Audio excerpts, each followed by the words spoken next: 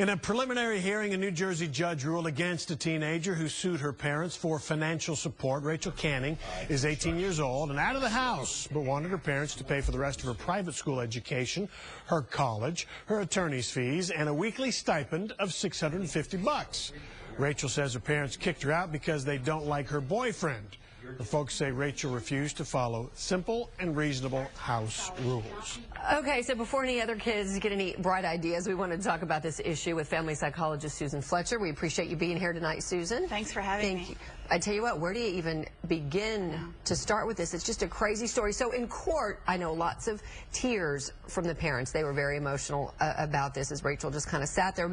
It does kind of come down to the rules, it seems, in the house. The parents said there's a curfew, which she broke, coming in at like 2:30 in the morning. They said no alcohol, which parents said she got drunk. This is just unreasonable. Right, well that's exactly it. Shouldn't there be these boundaries? Absolutely, there should be these boundaries, but it sounds like this is not a new problem for this family. I mean, basically this is a family having a hard time dealing with what the limits are for everybody. But it concerns me a lot about this girl, because how much is ever going to be enough for her?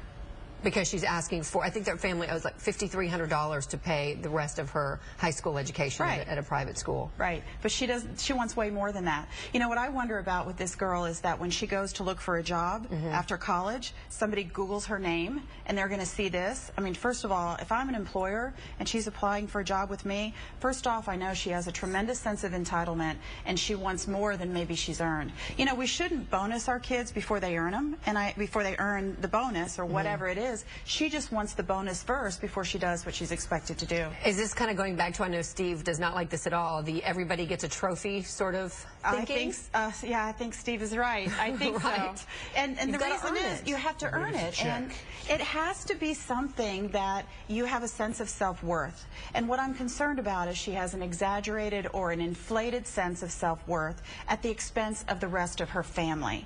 And that's a problem. As a psychologist, that makes me concerned. Because if she does it with her family, she's going to do it in her marriage. She's more likely to do it in a workplace. I wouldn't want her to be the roommate of my daughter in college.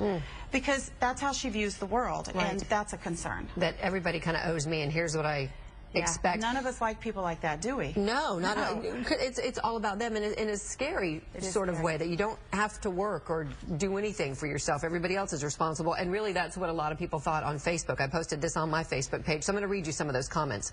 Sean Austin writes, I think this is a sad example of the young youth today that seem to have everything handed to them. This generation is severely misinformed. From Ron, my brother got loans and worked 60 hours a week, put himself through school. Not only that, but he bought and paid for his car as well.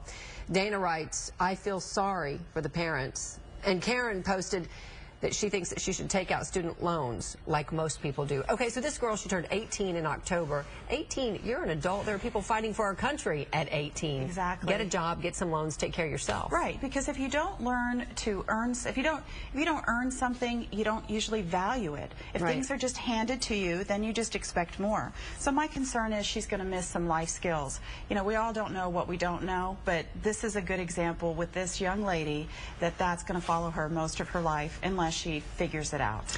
Okay, so I never want to blame the parents, Susan, but do we blame the parents? I mean, I know that people work hard, so they want to give their children whatever they can. Right. But is it giving the child too much and set up a pattern so that when they turn 18, you still owe me? Well, my worry is I'm suspicious that this is something that's been going on for a while. It's just come into this really big arena in the media, and because this didn't just start with her wanting them to pay for her high school education. So my concern is she has been rewarded for this kind of behavior in the past. But I don't like to blame the parents either. Parenting is difficult, and everybody who is a parent can tell stories where they wish that they hadn't given in to the demands of their child.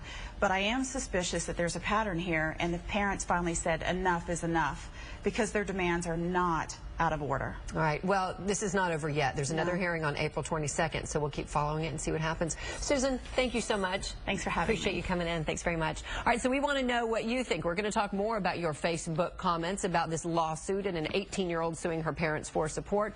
Leave your comments on our Facebook page. Clarice will share some of those comments a little bit later in this newscast.